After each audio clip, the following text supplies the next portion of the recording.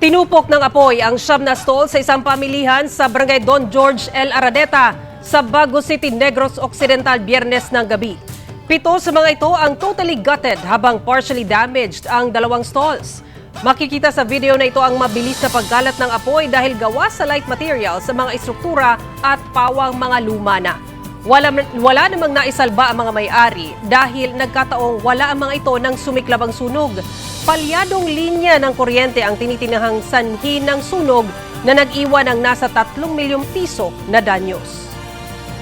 Galinopok kita mga tanod na radaw ti kalas la panawag sakon. Posible electrical in nature ang aton nga cause of fire.